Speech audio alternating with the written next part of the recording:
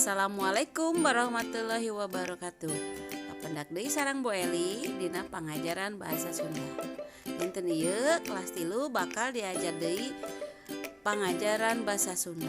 Anu danget ayeuna nincak kana pembahasan anu tungtung anu terakhirnya. Dinten ieu urang bakal diajar ngeunaan nulis. Nulisna aya anu ngeunaan kecap rajekan, aya anu ngeunaan kecap sabalikna.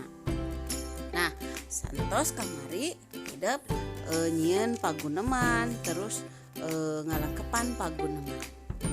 Nah, tapi teu hilap sateu acan diajar hayu urang ngadoa mugi-mugi Allah Subhanahu wa taala ngalancarkeun sagala rupina dina raraga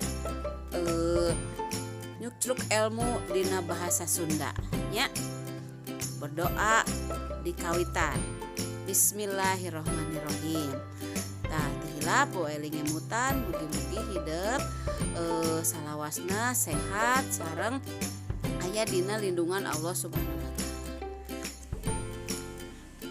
Tujuan pangajaran dinten ajeuna nyaeta siswa dapat mengetahui kecap rajekan, siswa dapat membuat kalimat dari kecap rajekan, siswa dapat membuat kalimat dari kecap sebaliknya.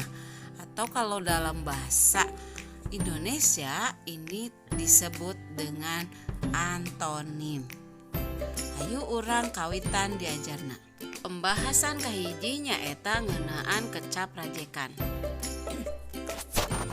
Tah, ieu urang bahas ngeunaan kecap rajekan. Rak pengetan kalimah dihandap. Sok ayeuna urang bagi-bagi tugas. Teras kalimat kadua, bapak-bapak keur ngomean sasak. Kecap bagi-bagi jeung kecap bapak-bapak disebutna kecap rajekan. Atanapi pami dina basa Indonesia mah kata ulang. Nah, disebutna kecap rajekan duwi murni. Nyaeta kecap anu diwangun dasarna 2 kali serta terubah sorana.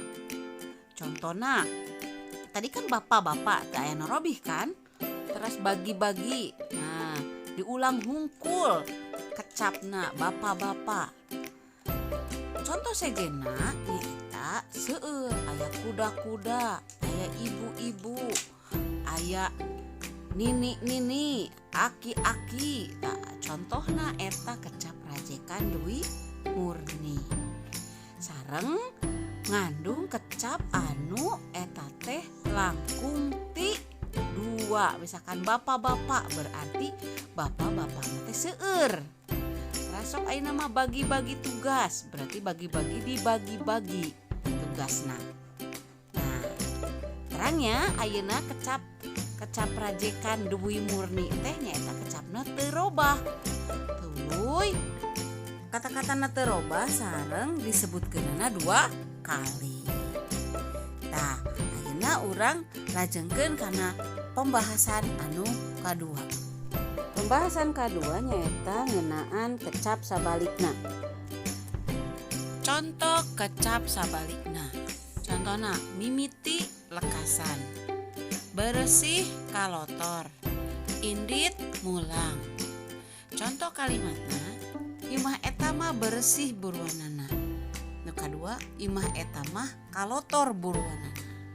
Nah kitu, pami kecap sabalikna nyaeta kecap anu sabalikna tina kecap nu mimiti. Aya deui kecap-kecap anu contoh kecap sabalikna. Di dieu dina latihan ge seueur aya meresihan, kecap sabalikna teh ngotoran.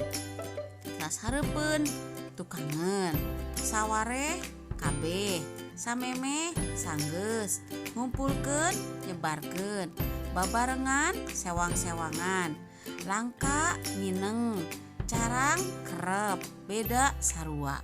Eta kecap-kecap sabalikna. Tah, atau sadayana dikupas ku urang ngeunaan kecap rajekan sareng kecap sabalikna. Tugas hidup mingguan ieu nyaeta prakerjakeun halaman 57 dugi ka 58. Terus biasa dipotokeun sadayana.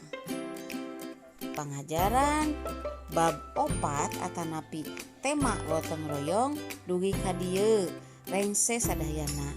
Mugi-mugi pangajaran dinten ayeuna aya mangpaatna. Bu Eli tutup.